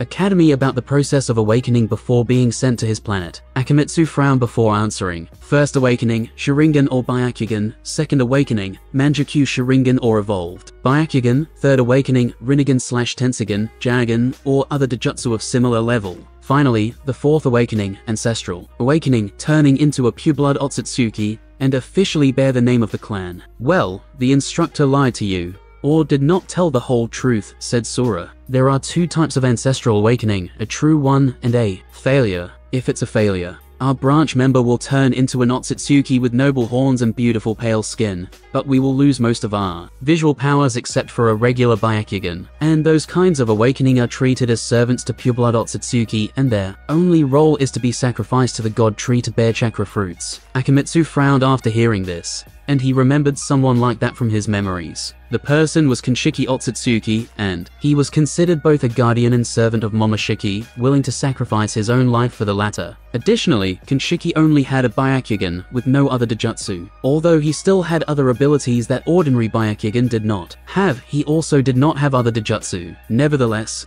it was not that he was weak, as even as a servant, he was still evenly matched with Sasuke that had a variant Rinnegan. After recalling all this information in his mind, Akamitsu asked, "What about the real awakening?" The real awakening will turn into a pureblood Otsutsuki, with all their Dojutsus intact, and even enhanced. People who are double awakened have a higher chance of achieving the true awakening. However, even they will have to deal with some issues with the main clan. Akamitsu calmly nodded as he thought to himself, "It seems that my path ahead in the main branch is not without difficulty. Nevertheless, nothing will stop my way." Just like that, Akamitsu spends a year on planet Krizet constantly fighting. By this time, he became famous on the battlefield as one of the most powerful commanders. However, as a result of this, he was constantly being besieged by the powerful members of the Sage race and Alloy race. Akamitsu used this method to constantly grow in battle. One thing he noticed about Otsutsuki members is the fact that the majority of them are so used to using absolute force to defeat their enemies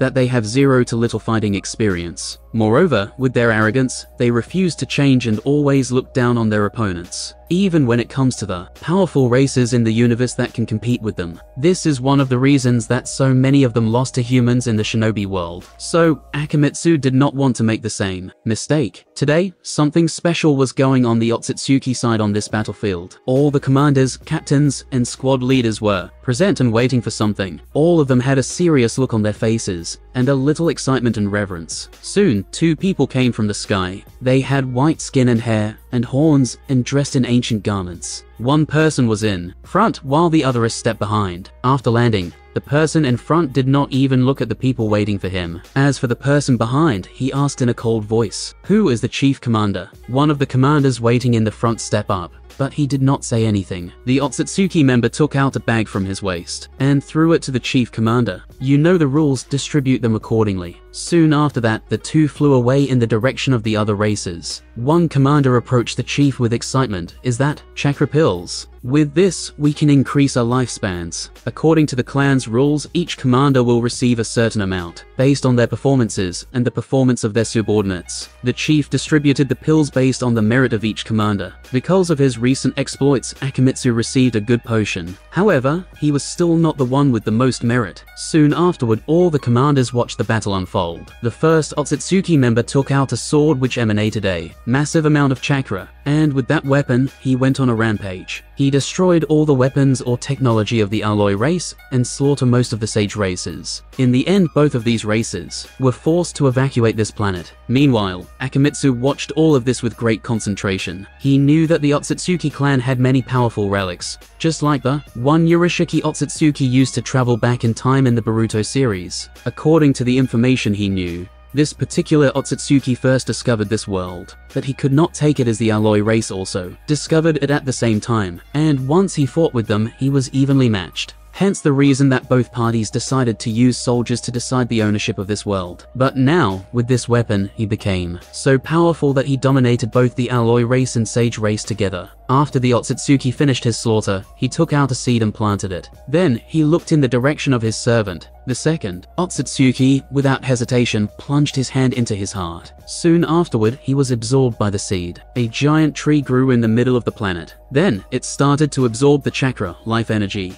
and even nature energy of the planet. The few individuals who survived the previous war were captured by the root of the tree, then absorbed. At a speed visible to the naked eyes, the earth of this planet became grey. All the forests lost their luster, the rivers and oceans dried up. The planet was dead. As for the Otsutsuki member, after everything was over, he took out red fruit, and with a smile on his face, ate it. Soon afterward, his chakra dramatically increased. A strange eye appeared on the forehead of that Otsutsuki. Akamitsu did not recognize it from the anime, so he concluded that it must be something exclusive to few members of the clan. After the Otsutsuki finished his transformation, he muttered to himself, "I'm finally a tier 3 warrior."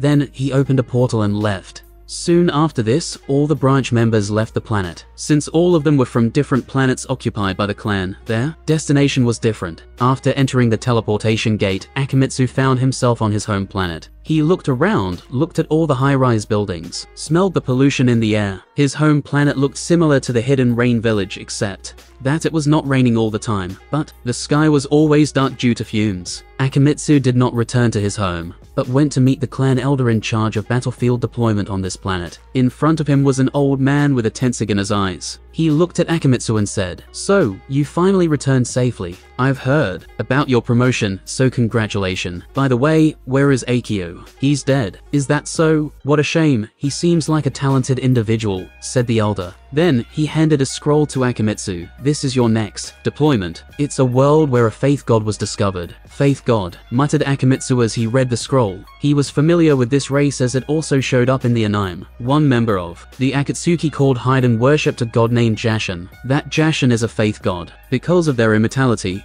the faith gods are heavily hunted by the Otsutsuki clan, because they make perfect material for sacrifice to the god tree. "How long do I have?" asked Akimitsu. "You can take a month of break." Nodding his head, Akimitsu turned to leave. Suddenly, the elder said, "Akimitsu, I know that you are ambitious, but it is not easy to accomplish a real ancestral awakening. However, with caution, you can survive 25 battlefields and return to this planet to take the position of elder. Although the position is nothing compared to bearing the clan's name, it's safe as you no longer have to go to different worlds to fight." "Thank you for the advice," replied Akimitsu as he walked away. Meanwhile, the elder shook his head after seeing this. Young people, they never listen to their elders. After Akimitsu returned home, he did not rest, but immediately began to plan the next step in his power upgrade. He activated his innate gift and found himself floating in a starry sky full of bright dots. He looked at the brightest one around, which was the shinobi world, while thinking to himself, "To accomplish an ancestral awakening, I need the chakra of the 10 tails to activate my gene and turned into a real Otsutsuki. Unfortunately,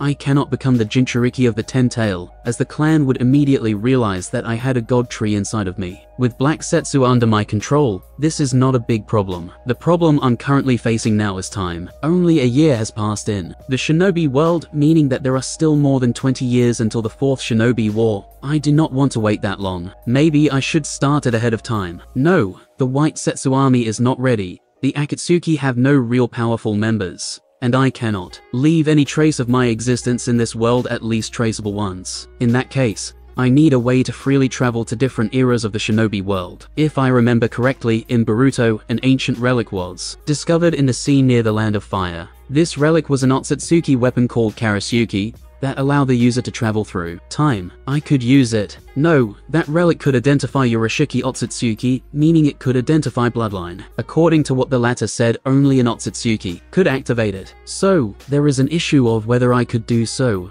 And even if I could, there is a high chance that I will be recognized, thus leading to more trouble with the clan. In that case, my other option is the Ryamyaku that appeared in the movie. It could send Naruto and his group 20 years into the past. If I connect it with my time-related Dojutsu, I could probably control to what year I can travel to. After making a plan, Akimitsu entered the shinobi world. He also left a shadow clone in his place back home in case someone came looking for him. After arriving in the shinobi world, the first thing he did was to contact the clone he left there and made sure that there was no problem with his plans. Then, he left for the desert city of Lauren. He easily passed the guards of the city to reach the location of the Ryamyaku. There, he saw a kunai inserted into the floor with sealing jutsu formulas around it. Akimitsu did the same thing that Niuke did in the movie, and absorbed the sealing formulas. However, he did not absorb it on his body, but on his left eye, which had the ability to move time backward to 15 seconds. With the energy of the Ryamyaku, Akimitsu controlled the specific time he would like to travel forward into the future. With a flash of light, he disappeared. Soon afterwards, Akimitsu found himself in certain ruins with no one in sight. He located the nearest person, controlled them through Jinjutsu to learn of the time period. It seems that I have succeeded. Following this, Akimitsu tried to use his Rinnegan once again. Well, the plan to use this opportunity for my Rinnegan to further evolve and acquire the ability to travel a few seconds into the future seemed to have failed. Well, it does not matter, as this was a long shot to begin with. The next step in Akimitsu's plan is to make sure that he traveled to the future and not some parallel universe of the future. So, after meeting with his clone, he knew that he succeeded. Akimitsu blended in the void as he watched the Uchiha clan being massacred by Itachi and Obito. Everything went according to plan. Uchiha Saki played the role of Shisui and guided Uchiha to his ideologies of peace. And after his death, Uchiha Itachi even awakened his Mangekyou Sharingan. However, one of Saki's eyes is in Itachi's hand, while the latter was also taken by Danzo just like Shisui's. I can't let that happen. He made a hand seal to activate the sealing marks he placed on the eyes, then they appeared right in front of him just like the Minato Namikaze's Flying Thunder God technique. After Itachi and Obito finished the massacre, they left. Akimitsu then showed up to dig out the eyes of all the Uchihas. Soon after he left, Danzo showed up with all the Roots members. His covered eye was bleeding. After seeing that all the eyes of the Uchiha clan members were missing, he was furious. "Damn, Itachi!" he roared. First, he uses space-time ninjutsu to take Saki's eyes back, and now he took all the eyes of the other clan members. What am I going to do now? Wait, there is still someone left. Sasuke Uchiha. I can take his eyes, but I have to be more careful, otherwise Itachi will do everything possible to kill me. Since he has the strength to massacre the entire Uchiha clan on his own, his strength should not be underestimated. Meanwhile, back in his secret base, Akimitsu stood in a large room with all the Uchiha's eyes with him. The giant Tensogen on the moon was created by combining all the Moon Branch Hyuga clan's Byakugan into Hamura Otsutsuki's eyes. Now, I can recreate the process. Although I do not have the Sage of Six Paths eyes, I have the eyes of his son's reincarnation. Placing Madara Uchiha's Rinnegan in the middle, he activated a special jutsu created for this occasion. Soon afterward, all the eyes of the Uchiha clan members floated in the air. Then they fused with Madara's Rinnegan, rapidly turning it into giant size. Looking at the giant Rinnegan, Akimitsu smiled with satisfaction. Although this one is only a quarter the size of the Tensogen, this should be expected as they have been sacrificing their eyes for countless generations. Akimitsu then looked at both the giant Rinnegan and Tensogen, and he was genuinely happy.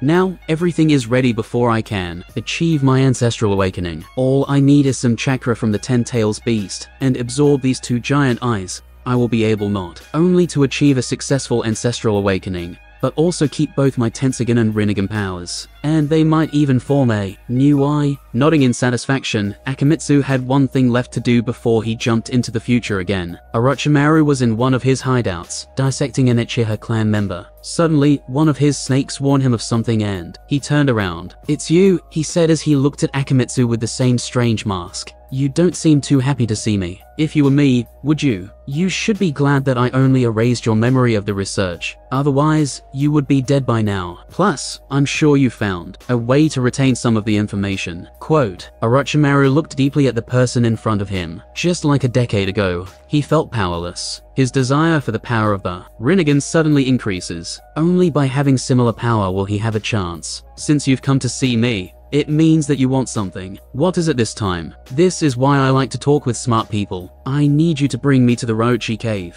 You want to learn Senjutsu. That's correct. I have no problem. But the personality of the White Snake Sage is weird and eccentric, so I cannot guarantee that she will teach you. You do not need to worry about this." After that, Orochimaru used a reverse summoning to bring both himself and Akimitsu to the Orochi Cave. After explaining the reason for his arrival, the snake in charge of receiving them told Akimitsu that he had to take a test before he could be allowed to learn Senjutsu. After hearing this, he frowned as he pondered. Should I just kill these snakes and swallow their souls to read their memories? No, this is too risky. If I slaughter all of them, there is a chance that Mount Byaboku will take notice of this situation here. So, until I finish my ancestral awakening, I should still keep a low profile. Akimitsu nodded to the snake. Then he went to go through the test. In the first test, Akimitsu entered a foggy area. However, as soon as he entered, a snake bit him. Soon after that, the fog started to change into a human shape. However, after a few minutes, nothing showed up. Was this supposed to show me the people I care about the most? Thought Akimitsu. Then, he walked to the next room. There he saw an illusion of money, power, and beautiful women. Nevertheless, he just ignored them. Very easily, Akimitsu passed this test and met with the White Snake Sage. Unfortunately, her first words were, "I cannot teach you Senjutsu." And why is that? An individual as heartless and power-hungry as you should not be allowed to wield the power of Senjutsu. Is that so? Unfortunately, I was not asking. His eyes instantly turned into the Mangekyou Sharingan and controlled the White Snake Sage. However, immediately afterward, Akimitsu frowned as he felt that her resistance was beyond anything he felt previously. This should be the result of natural energy in her body. It seems that I have to hurry. He immediately activated the human path of his Rinnegan and got the information he needed from her mind. I was correct. The sages of the shinobi world uses natural energy differently from the sage race. The way they used is more primitive. However, because chakra exists in this world and has been weaponized, they are way ahead of the sage race when it comes to using and manipulating Senjutsu chakra. Akimitsu then looked at the White Snake Sage that just woke up from the Jinjutsu. Then he immediately sent her into his mirror dimension, taking over this place for a while. He sat down to meditate. Unlike the White Snake Sage method of directly injecting natural energy into a person's body, the Sage race developed a breathing and meditating method to sense and gather natural energy in the surrounding. Akimitsu spent 3 days before he could learn to sense natural energy. Next came the part of mixing it with chakra. This part is one of the major differences between the Shinobi Sage and the Cosmic Sages that Akimitsu fought on planet Krizit. Chakra is a mixture of spiritual energy and physical energy. Senjutsu chakra can be achieved with the perfect mixture of spiritual energy, physical energy, and natural energy. However, the method of the Cosmic Sages focused on the perfect balance of physical energy and natural energy, or the balance of spiritual energy and natural energy, not the balance of the three. So, after introducing natural energy into his body, Akimitsu started to find the balance of the three. This process took him 4 days, and, in the process, he came close many times to turn into a snake statue. Fortunately, the Cosmic Sages have developed ways to expel natural energy from the body through breathing methods. As such, on the 7th day, Akimitsu entered the Sage mode. He created an ice mirror in front of him to look at his appearance. He looked similar to Mitsuki's Sage mode. However, the aura surrounding him was red instead of green, just like his Tensegan Chakra mode. He had a snake-like horn in the middle of his forehead, and Akimitsu quite liked it as it reminded him of the Otsutsuki's horn. Now, I only need to find a way to be able to enter Sage mode whenever I desire, and found a way to acquire the power of Six Path. Sage mode, muttered Akimitsu. He then retrieved the White Snake Sage from the mirror dimension, and with his new Sage mode, he controlled her again and erased her memories of the recent event. He then did the same thing for all the snakes that saw him come here. As for Orochimaru, Akimitsu did not kill him this time as well. For once, he knew this guy had many methods of survival and resurrection. More importantly, he might need his help again in the future. After leaving Orochimaru, Akimitsu went to give his clone some orders. Then he jumped to the future again. This time, it was the time of the Fourth Great Shinobi War. Unfortunately for him, as soon as he met his clone, he received bad news. Obito lost one of the Rinnegan, said the clone. Who took it? Asked Akimitsu with a frown. Itachi Uchiha, replied the clone. And how did this happen? Asked Akimitsu with a calm look on his face. After Sasuke Uchiha killed Itachi, Obito approached him trying to make him a member of Akatsuki. However, Itachi seems to have predicted this and placed a powerful Jinjutsu on Sasuke. The moment Obito approached him and lowered his guard, Sasuke suddenly attacked him and took one of his eyes. Akimitsu pondered for a moment. He guessed that Itachi might have figured out something after he took Saki's eyes for him, but he did not have enough proof as a basis for this guess. What's the current situation? The Fourth Shinobi War is in full motion. However, Obito seems to be slowly losing control. What about Sasuke? Do you know his whereabouts? Yes, he is currently battling on the side of the Shinobi Alliance. Akimitsu nodded his head as he started to read a scroll containing all the events that had occurred during his time skip. The first thing that caught his attention was the fact that the second in command of the Shinobi Alliance was not Gaara, but Jiraiya. However, after quickly analyzing it, Akimitsu understood that since he killed Nagato, Jiraiya did not die when infiltrating the Hidden Rain village. After infiltrating the village, the Toad Sage did gather enough information about the Akatsuki, which made Obito furious. So, he launched an attack on the Leaf Village. Unfortunately, they were ready and fought him back. Naruto, who trained to become a sage, also participated in this battle and became a hero. So, history remains the same, with only a few changes, muttered Akimitsu. He looked at his clone. Where are the things I ask you to prepare for me? Here they are, sir, replied the clone as he handed him 2 scrolls. The first one was Tsunade's Strength of 100 release. Although once he achieved his ancestral awakening, Akimitsu will acquire tremendous vitality and healing properties. Adding to that his understanding of yin-yang release, he still wanted to have other forms of healing and protection. Akimitsu knew that survival was always his first instinct. As long as he survives, he can slowly grow more powerful. The second thing that the clone handed to him was Kabuto's method of instantly entering Sage Mode. This method was studied by him from Jugo's body, which had the innate ability to absorb natural energy. Kabuto found a way to alter his DNA to possess such an ability, and now, this method was in Akimitsu's hand. After reviewing all the information of this current timeline, Akimitsu knew what he had to do. He first briefly studied Kabuto's method to acquire the ability to enter Sage Mode anytime, anywhere, and Tsunade's technique. Since time was pressing, he did not have the opportunity to make a change, but just got acquainted with the knowledge while keeping a close watch at the war. Then, when he felt was the right moment, he began to move. His first action was not to find Sasuke, but to hunt down the Jinchuricus. His priority right now was to fully awaken the Ten-Tail. As for the Rinnegan, he was slightly happy that it was taken away. Obito is an uncontrollable wild card, and since Akimitsu did not use any method to control him as he found it wasteful, he knew that Obito will not easily follow his plan. However, after losing the Rinnegan, the latter was stuck and could not move forward. This provided Akimitsu with enough time and opportunity to do his own thing. Of course, he will still take the Rinnegans back, just not right now. Scene break. Akimitsu floated in the air, invisible to everyone. He watched the battle that was happening on the ground. Madara was using the Jido statue to fight all the Jinchuricus, along with many other powerful shinobi,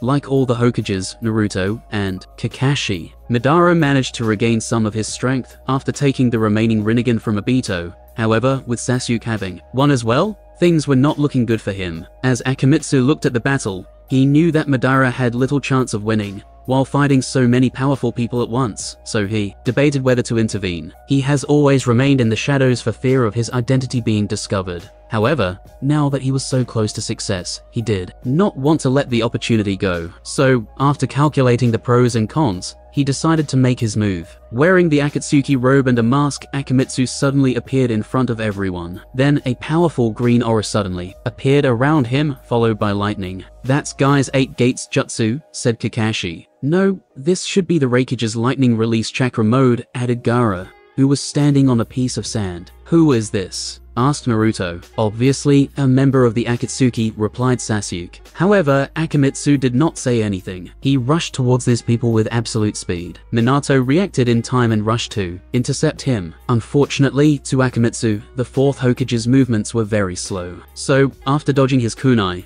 he elbowed him to the face, sending him flying away. However, he immediately sensed the space around him twisting, so he guessed that Kakashi was using Kamui. He ran in a zigzag pattern to rush towards him. A Susanu's skeleton appeared in front of Kakashi, but it was destroyed by Akimitsu's one punch, sending him crashing away. Nevertheless, the latter did not have time to rest as countless wooden trees came from the ground to catch him. However, with his speed, it was no use. He rushed to Jiraiya, who was in Sage Mode, to quickly finish his opponent. The latter spit out a large amount of oil, but it was also useless. Akimitsu dodged his attack and punched him. Luckily for him, Gaara created a sand barrier to cushion the blow. Yet, the shockwave from that attack still sent him flying away. While Akimitsu was suppressing some of these ninjas, Madara finally had room to breathe. Facing only Sasuke, Naruto, and all the 9 tail beasts, he was winning. Even with a Rinnegan, Sasuke was no match for him. Chains appeared from the Jido statue and bound the tailed beasts, yanking them inside of it. And so, Naruto had Kuruman taken from him. As the future 7th Hokage fell from the sky, Sasuke jumped in the air to catch him. Unfortunately for him, as soon as he landed, a wooden hand came out of Naruto's body, dug out his Rinnegan, and threw it to Madara, who caught it and instantly replaced his left eye with it. However, Madara frowned after transplanting the Rinnegan. He felt something was wrong. Unfortunately, before he could react, the Rinnegan activated and used a jutsu to take 20% of the Ten-Tails Beast chakra and send it somewhere he did not know. Thinking of something, he looked in the direction of Akimitsu, but he did not find anything. The latter seemed to have completely disappeared, just like when he suddenly appeared. Madara realized what was wrong. These eyes were not his. Now, the question was, where were his eyes? He looked in the direction of Obito, thinking about how to get an answer from him. Nevertheless, he still decided to become the 10-tailed Jinchuriki first. Meanwhile, Akimitsu teleported to his mirror dimension, where a massive ball of chakra was waiting for him. "I can finally achieve my ancestral awakening." After returning to his mirror dimension, Akimitsu immediately began the process of his ancestral awakening. He took the 10 tails chakra, the 2 gigantic Rinnegan and Tensugen, then absorbed them. The process only took an hour before completing. Immediately afterward, Akimitsu's physical appearance changed. changed. His eyes turned into regular Byakugan, his skin turned pale, 2 horns appeared on his head, and his hair also turned white. A white robe also appeared on his body, which had similar designs to most Otsutsuki clan members. He raised his 2 hands to look at them, then 2 eyeballs appeared in his palm. Then his eyes turned into Tensogen. Akimitsu nodded his head in satisfaction, a true awakened. Although I did not get any new Dojutsus, all my other ones were enhanced. As a matter of fact, Akimitsu did acquire new abilities. To be precise, he acquired Madara's Rinnegan ability. He guessed that it was because he used his eyes for the giant Rinnegan. Nevertheless, he was hoping to get a new ability or new eye. Well, it does not matter, he muttered. As long as I get the chance to eat a chakra fruit, I should be able to develop a new eye. Immediately after that, he began to check his new improved strength. The amount of chakra inside his body dramatically increased, probably even more than the 9 tails. 9 Magatamas appeared around Akimitsu's neck, forming a necklace, followed by a few truth-seeking balls. Is this the power of 6-path Senjutsu? Because he used the chakra from the 10 tails to achieve his ancestral awakening, Akimitsu gained the ability to use 6-path Senjutsu, as Madara and Obito did. With this power, he gained the ability to control all 5 basic nature transformations and perfect control of yin-yang release. Although he already had this ability through training in the power of the Tensogen, it was now easier for him to do, easier to control. Another ability he gained was powerful sensing capabilities. If he enters the Sage mode, this ability will further increase. On top of that, he has other abilities like powerful natural regenerative ability, along with immunity to ninjutsu unless it is Senjutsu or Taijutsu. For the next few minutes, Akimitsu summarized all his abilities. Then with a smile, he muttered, "I'm finally an Otsutsuki. From now on, my name is Akimitsu Otsutsuki." After making this declaration, he began to plan for his future. His ancestral awakening will bring him a lot of advantages, but also a lot of troubles from the main branch. Nevertheless, he was ready for everything. Anyone who stood on his way to power, he will slaughter all of them at once. While Akimitsu was deep in thought, a black hand suddenly pierced his chest from the back, making a big hole. Blood dripped from his mouth as he slowly turned his head. "It's you, Black Setsu," said Akimitsu calmly. "You did not expect this, did you?" said Black Setsu before sneering. "Did you think that a little Dojutsu from the Uchiha could control me?" However, the response he received was a calm, almost nonchalant look. Immediately, he felt that something was wrong. Black Setsu calmed himself down as he knew that he had been planning this for quite some time.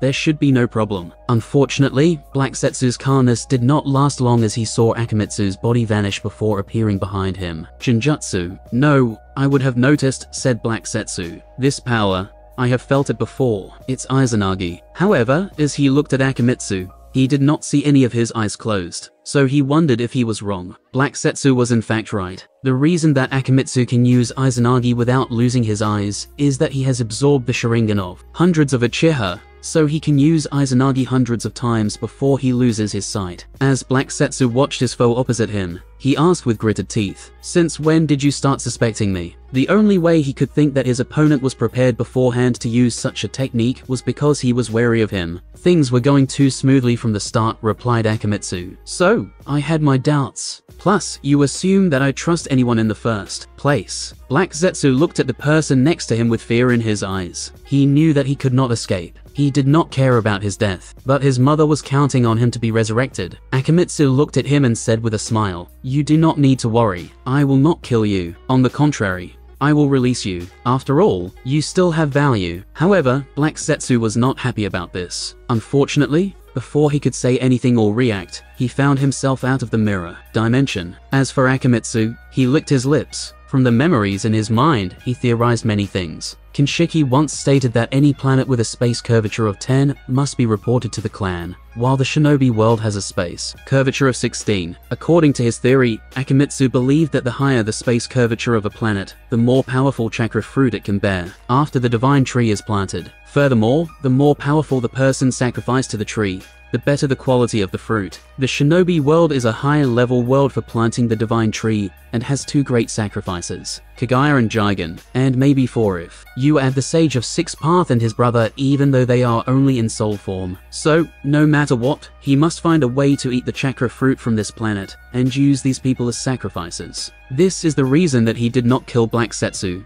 He needed him for his future plans. After his ancestral awakening, Akimitsu did not immediately leave, but watch the conclusion to the Fourth Great Ninja War and ensure that things went according to plans. And it did. Madara was suspicious as to why the Rinnegan he was using was not his. So, when Black Zetsu attacked him, he almost reacted in time to evade. Luckily, Akimitsu used the seal he placed on Aikio's eyes to momentarily render him immobile, allowing the attack to work. Finally, after Kagaya was resurrected and Black Zetsu once again fused with her, he smiled once again. Before releasing him, he placed a seal deep inside Black Zetsu's body, and after he came into contact with Kagaya, the seal was secretly transferred to her. After that, he just watched everything unfold. Kagaya was once again sealed, and the ninja world was brought to peace. He then returned to his hideout to meet with his clone. "I'm leaving, and in my absence, I have a few things for you to do," said Akimitsu directly. 1. Use whatever means necessary to ensure that the population of the ninja world increase as much as possible. "I understand," replied the clone. He knew that the main body wanted more people to be born, so that when he planted the God Tree on this planet, the chakra fruit created will be more powerful. 2. Keep an eye on Jigen and his group. Try to infiltrate them if possible, but do not reveal yourself. 3. While in the womb, place a seal on Boruto's eyes. "I'm very interested in his Jogan. Be careful not to be discovered." When Momoshiki placed the Karma seal on him, Akimitsu paused for a moment before saying, "No, we can use this opportunity to absorb Momoshiki's soul." The clone nodded in acknowledgement. The main body had given him some memories of the future to prepare in advance. "You need to be aware of the location of the tail beasts at all times," continued Akimitsu. "Finally, gather as many jutsus as possible even if they are not good or practical." "What about Orochimaru?" asked the clone. "Keep an eye on him too. If you discover that he has the intention to reveal my existence, dispose of him as you command." "What about the previous task I gave you?" The clone then led him to a room full of jars and body tissues inside. "As you ordered, I have gathered the cells of many powerful people during this war. If necessary, we can use Edo Tensei to bring them back. Use the Hashirama cells to continue creating the White Zetsu army. I might need it later," said Akimitsu, who finally dismissed the clone. He then took one last look at this world. He knew that the next time he came here, it would be as a conqueror to plant the God Tree and absorb the chakra fruit. He wanted to know what was so special about the fruit created by such a world. Then he activated his innate gift, returning to his home planet. Immediately afterward, he placed a seal on his body, concealing his ancestral awakening. If it was before, Akimitsu would be more than happy to reveal his awakening to become a real Otsutsuki. However, in his last deployment, he learned that there were many political intrigues between the main and branch families. As such, achieving an ancestral awakening did not immediately allow him to have all the rights of the main branch. So, he wanted to change this. He wanted a way to skip a lot of the early process and political intrigues, a way to be directly granted his deserved rights. He suddenly thought of his next deployment. From what he learned in his youth during his training, faith gods are a very rare and powerful race in the universe. Because of their immortality, they are usually the main target of the Otsutsuki race for sacrifice to the God Tree. However, only a few people with noble lineage in the main branch are allowed to use these gods as sacrifices, meaning that the main branch member stationed in his next deployment may have a very special status in the clan. If I can control the situation and force that person into a dangerous situation of almost dying, then awakened at the right moment and save him, maybe his lineage in the main branch might reward me, making my rise in the family smoother. However, Akimitsu frowned after thinking about this. Although his plan was feasible, there is also the possibility that that person did not care a single bit regarding the fact that he was saved. Otsutsuki in generals is very cold and indifferent. If it was not because of the strict clan rule, the majority of members would have swallowed one another to become stronger. Adding to that the discrimination that the branch family suffered through, and the arrogance of the main branch, that person might think that it is Akimitsu's honor to save him. Should I put him in a Genjutsu? Akimitsu quickly shook his head. He did not know how powerful the elders of the main branch were, but he could guess that they were terrifying. It should be very easy to detect that one of their most valuable members was under mind control. It seems that I have to take a gamble. Although he did not like to rely on luck, he knew that he had no choice. Furthermore, even if his plan failed, he would not lose that much. Most likely, it would take more time to climb up the ladder, and gain real power and influence in the main branch. After making a preliminary plan, Akimitsu began to prepare for his next deployment. He placed many seals on his body to ensure that no one can see through his disguise. Then, a month later, he was teleported to planet Zygon as a commander. After teleporting to his destination, Akimitsu saw a few people waiting for him at the platform. After seeing his Rinnegan, the person waiting immediately became more respectful. "Commander, the others are waiting for you," said the man as he led Akimitsu to the largest tent not far away. As he stepped inside, Akimitsu saw a circular table with about 30 seats. More than 20 people had already taken their place while waiting. For the rest, all these people had one thing in common. They either had a Rinnegan, Tensogun, or a Dojutsu of a similar level. They were all commanders. As soon as Akimitsu appeared, many eyes laid on him. Some people seemed to have recognized him, while others were just looking. Akimitsu looked around to see if he knew anybody. Unfortunately, the answer was negative. So, he took a seat without saying anything. As for the people who continued to spy on him, he could guess the reason. Apparently, being a double awakener was a rare thing, thus slightly elevating his status amongst the commanders. About an hour later, all the commanders finally arrived and the meeting began. During this time, Akimitsu was observing everyone in his surrounding to gather some information, and he did learn something. Amongst this group of 30 commanders, 10 of them seemed to be on the same side. Based on their body language and behavior, they appeared very close to each other and seemed dedicated to the same goal. He guessed that these people might be the personal soldier of the Otsutsuki member who would plant the divine tree on this planet. They have most likely followed him most of their lives, fighting battles after battles in his service. The person who started the meeting was the leader of that group of 10. He first introduced himself as Sendo before getting straight to the main topic. This battle is very important to Sir Akashiki, and she is present on this planet overseeing the entire situation. So do your best, and you will be rewarded handsomely. Now, let's begin the strategy meeting. Sendo pushed a button on a circular orb on the table, which then displayed a hologram document full of information. As you all know, faith gods have a symbiotic relationship with their believers. The more believers they have, the more powerful they are. So, our main objective is to kill as many believers of this god called Satanius. Unfortunately, these followers are immortal and cannot be killed unless we destroy their souls. The decided tactic is that your squad members will catch these followers and bring them to us, the commanders, so we can kill them. This tactic will place us at a disadvantage. Our enemy is immoral and has no fear of death or pain, but we have to subdue then capture them, said another commander. Indeed. Wouldn't it be better for us to kill the mobs personally? Unfortunately, we have to deal with the archbishops, so our hands will be tied, replied Commander Sendo. However, you do not have to worry. Each commander will be granted 5 captains with sealing abilities. As long as you formulate plans around them as the core, everything should be fine. Sendo proceeded to explain the general situation of planet Zygon, including the geophagy and power distribution. He even introduced the personality and abilities of each archbishop's believers at the same level as the commanders. While Akimitsu listened to the briefing, he also began to plan. If I want to create a situation that places Akashiki Otsutsuki in danger and save her, I need a way for this Satanius to suddenly increase his strength when he is about to be captured, and the best way to accomplish that is through his believers. Many plans flashed across his mind. The first plan was to place these followers into a Genjutsu, so that they become incredibly loyal to Satanius. However, he quickly denied that plan. The followers of faith gods are classified based on the level or amount they believe in their god. The lowest rank is shallow believer. These believers only occasionally pray to their god, and will only receive little to no benefit from him. The highest level is called fanatic believers, and these people will do anything their gods ask of them, even killing themselves or their loved ones. Fanatic believers are the core of all faith gods, and receive immortality from them, along with powers just like Haiden in the Shinobi world. Planet Zygon is the main base of Satanius, so all the followers here are fanatic believers that he gathered from all over the universe. So, Akimitsu knew that this method would not work. Additionally, he knew that a main clan member was present on this planet, and he would not take risks in case his Genjutsu was detected. However, he did have an idea of how to plan things. After the meeting, he headed to meet his assigned team. Akimitsu spent the next 3 days training them on cooperation and tactics. He even gave each of the captains a flying thunder god kunai, so that he could come to save them in case the team came close to being wiped out. Of course, Akimitsu did not care about these people. He only wanted them to perform well in this battle to give the Otsutsuki clan member the sense that he wanted to please her. Then, when he tries to save her from danger,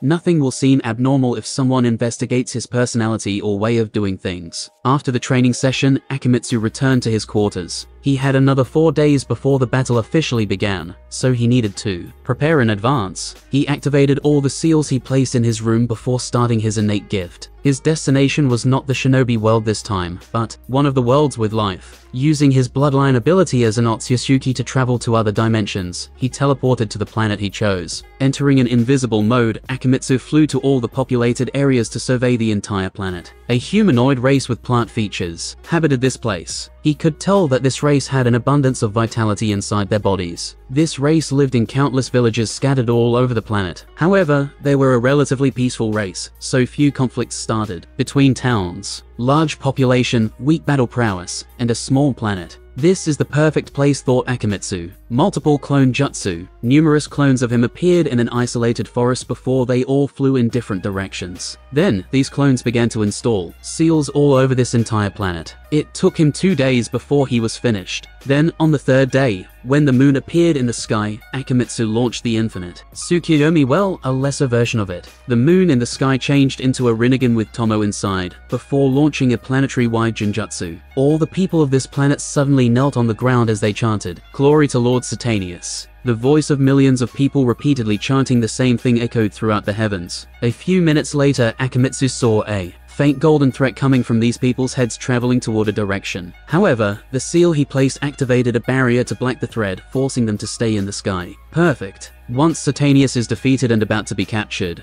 I will release the seal, so that he can access this faith, thus drastically increasing his strength. That way, he can use the element of surprise to injure Akashiki severely, and even almost kill her. Then, I will suddenly undergo my ancestral awakening and save her. Hopefully, she is grateful enough to repay my aid. Otherwise, I will have to climb the power ladder in the main branch slowly. Akimitsu then made sure that there was no problem before returning to Planet Zygon. And that concludes this movie. What if I reincarnated in Naruto as an Otsutsuki, the movie? If you enjoyed this video, give it a big thumbs up, share it with your friends, and comment your thoughts down below. If you want to see more of my What If videos, subscribe to the channel. Omnisensei signing out.